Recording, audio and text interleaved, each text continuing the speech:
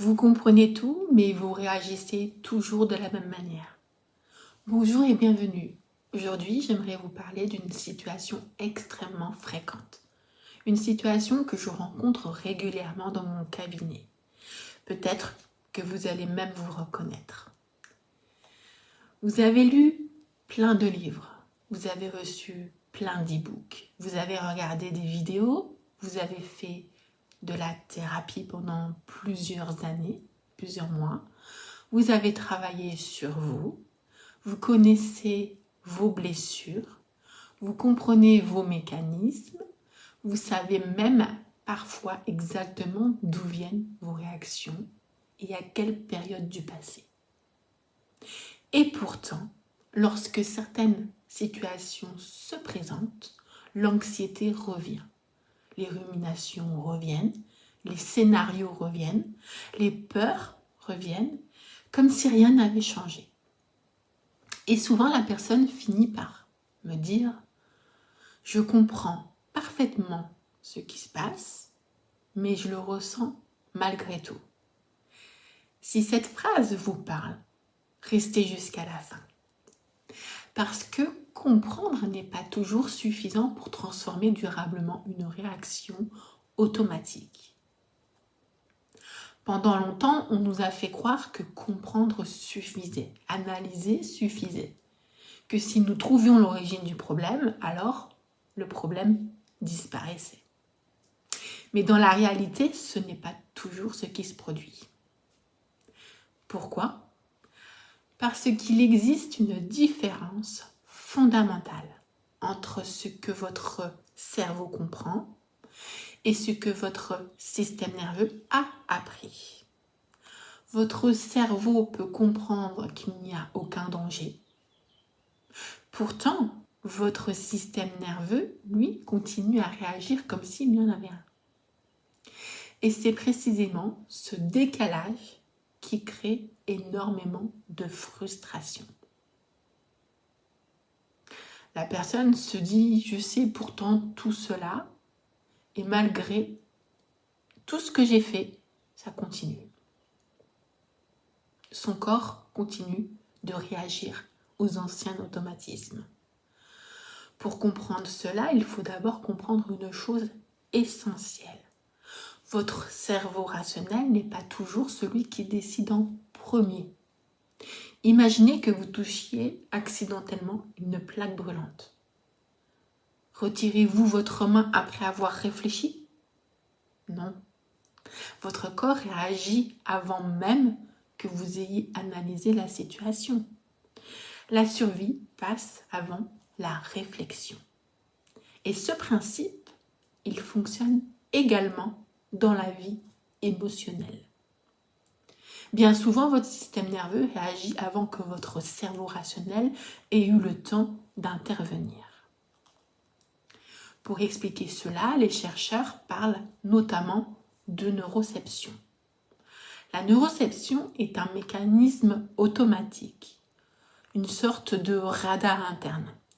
En permanence, votre système nerveux cherche à répondre à une question. Suis-je en sécurité ou suis-je en danger ? Et il le fait sans vous demander votre avis. Il le fait 24 heures sur 24. Même lorsque vous dormez. Même lorsque vous pensez à autre chose. Même lorsque vous essayez d'être rationnel.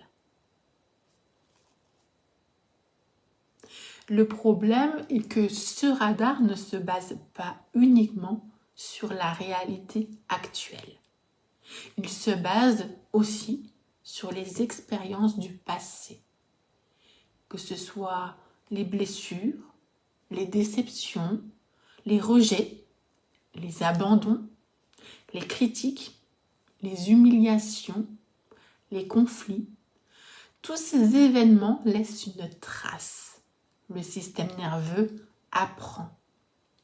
Il mémorise, il construit des automatismes et plus une expérience est répétée, renouvelée, plus l'apprentissage devient fort. Je vais vous donner un exemple d'une ancienne cliente que j'ai récemment retrouvée, qui avait tout résolu, qui allait beaucoup mieux. Elle avait énormément travaillé sur elle, elle avait compris beaucoup de choses et elle avait bien avancé. Elle allait beaucoup mieux. Puis, elle est rentrée dans une nouvelle relation. Et progressivement, certains de ses anciens schémas sont revenus. Pas parce qu'elle avait régressé, pas parce qu'elle avait oublié ce qu'elle avait appris, mais parce qu'une partie de son système nerveux continuait à surveiller un danger qui n'était plus réellement présent. Son cerveau savait, son système nerveux, lui, n'était pas encore totalement convaincu. Prenons un exemple très simple. Vous envoyez un message à une personne ou un compagnon. La personne ne répond pas immédiatement. Les minutes passent, puis les heures parfois. Et soudain, votre esprit commence à travailler. Pourquoi il ne me répond pas? Est-ce que j'ai dit quelque chose de travers? Ou est-ce que j'ai fait quelque chose de mal? Est-ce qu'il m'en veut? Est-ce qu'il s'éloigne? Est-ce qu'il perd de l'intérêt pour ce que je lui dis ou même pour moi? Pourtant, une autre partie de vous sait très bien qu'il peut être simplement occupé. Vous savez que votre scénario est probablement exagéré, mais vous le ressentez quand même.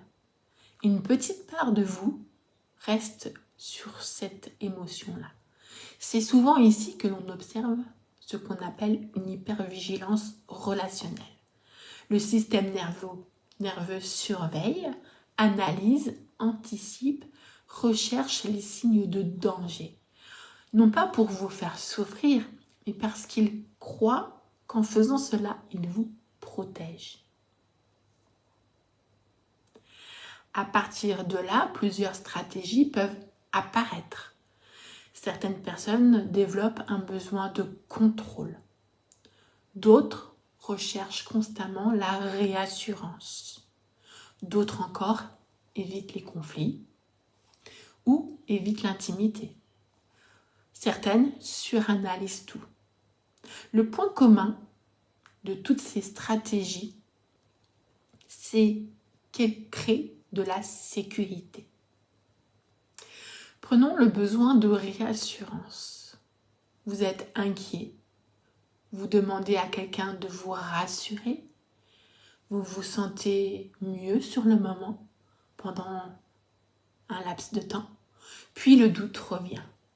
Alors vous cherchez à nouveau une preuve, puis encore une autre, et puis encore une autre. Pourquoi?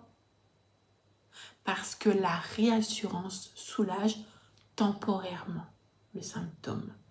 Mais elle ne modifie pas toujours l'état du système nerveux qui a déclenché l'alarme.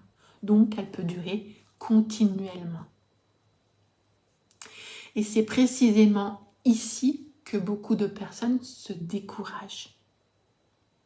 Elles se disent « je comprends tout, donc pourquoi ça continue ?»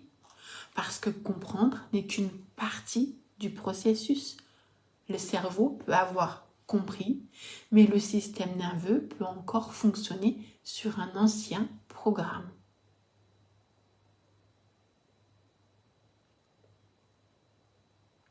Dans Neuromind Activation, je rencontre souvent des personnes extrêmement conscientes de leur schéma. Donc elles savent analyser, elles savent expliquer, elles connaissent leurs blessures, mais leur réaction automatique, elle, continue à se déclencher. La première étape consiste alors à identifier l'état du système nerveux. Parce qu'on n'accompagne pas de la même façon une personne hyperactivée et une personne hypoactivée, ou une oscillation entre les deux.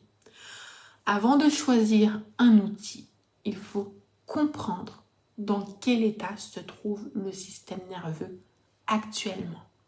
C'est ce qui permet ensuite d'adapter le travail de régulation. J'aimerais vous laisser avec cette idée. Le problème n'est pas toujours que vous ne comprenez pas. Le problème est parfois que votre système nerveux n'a pas encore intégré ce que votre cerveau a déjà compris. Et tant que ce décalage existe, vous pouvez avoir l'impression de tourner en rond. Ce n'est pas la thérapie qui ne fonctionne pas. Vous vous dites probablement, je sais que c'est irrationnel, mais je le ressens quand même. Mais la question est peut-être plus dans quel état se trouve actuellement mon système nerveux. Et c'est exactement ce que je permets d'explorer dans l'évaluation NeuroMind. Merci de votre attention et à très bientôt.